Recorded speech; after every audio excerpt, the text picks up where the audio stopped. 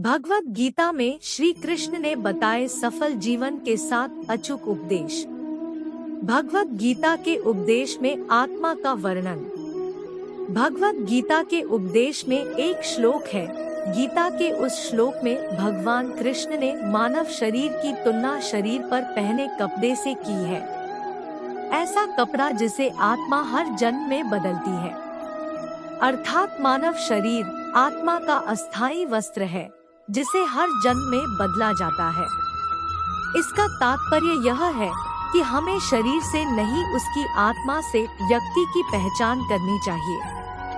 हमें अपनी आत्मा को सदैव शुद्ध रखना चाहिए। हमें कभी किसी का बुरा नहीं सोचना चाहिए। आत्मा ही शरीर की ऊर्जा होती है। हमारे शरीर त्यागने के बाद ये किसी और शरीर में वास करती है।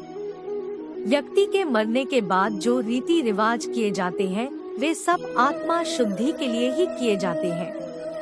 एक नवजात शिशु की आत्मा बहुत पवित्र होती है। संसार में आने के बाद अपने कर्मों से ही हम आत्मा को अशुद्ध करते हैं। भगवत गीता के उपदेश में क्रोध का वर्णन। हम क्रोध को सामान्य भावना मानते हैं, लेकिन यह सामान्य भावना व्यक्ति के भीतर भ्रम की स्थिति पैदा करती है। क्रोध हमारे मस्तिष्क की सोचने की क्षमता को क्षीण कर देता है। इसके फलस्वरूप हमारा मस्तिष्क सही और गलत के बीच अंतर करना छोड़ देता है। इसलिए व्यक्ति को क्रोध के हालातों से बचकर हमेशा शांत रहना चाहिए। ये बात हमें कई बार महसूस होती है जब हम गुस्से में किसी को कुछ भला बुरा सुना देते हैं या कोई ऐसा निर्णय ले लेते हैं जिसका हमें पश्चाताप होता है। इसीलिए जीवन में अगर सफल होना है तो क्रोध पर नियंत्रण अति आवश्यक है।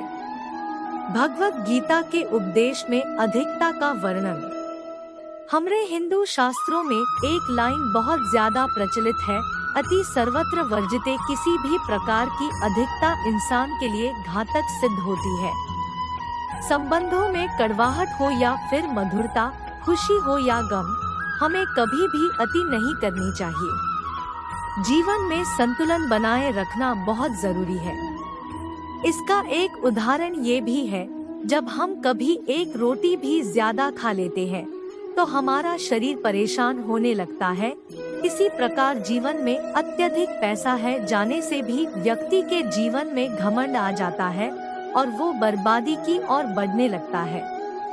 भगवान की भक्ति ही मात्र एक रास्ता है जो हमें सही मार्गदर्शन देती है।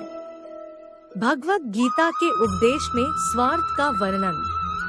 इंसान का स्वार्थ उसे अन्य लोगों से दूर ले जाकर नकारात्मक हालातों की ओर धकेलता है। परिणाम स्वरूप व्यक्ति जीवन में अकेला पड़ जाता है।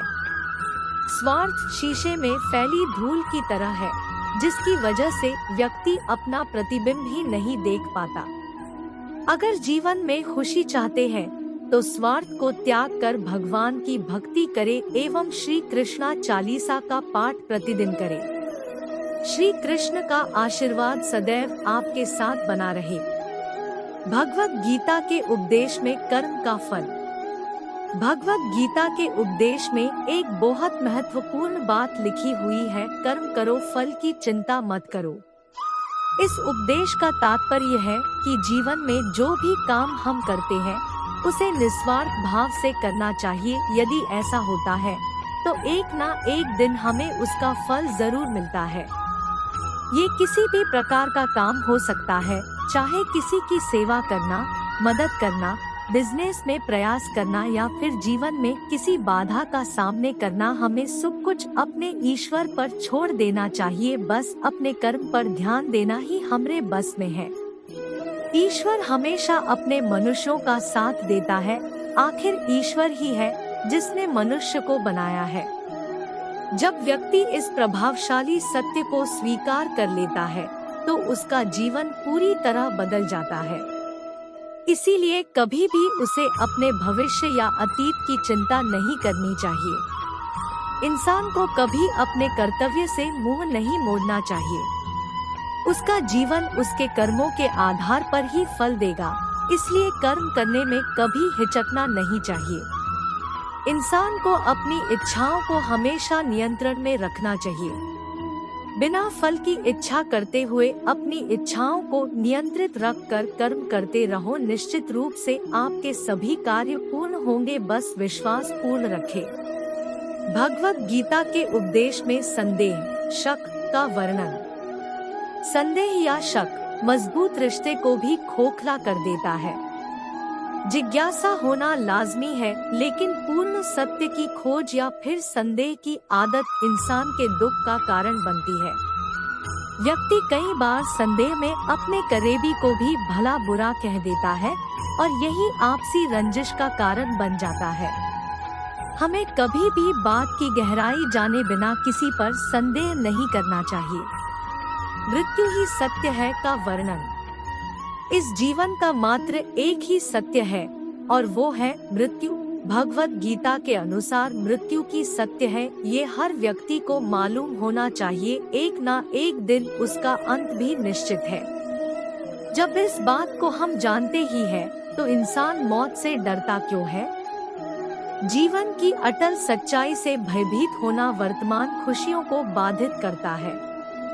इसलिए किसी भी प्रकार का डर नहीं रखना चाहिए। जीवन हमेशा भय मुक्त होकर जीना चाहिए और सदैव आगे बढ़ते रहना चाहिए।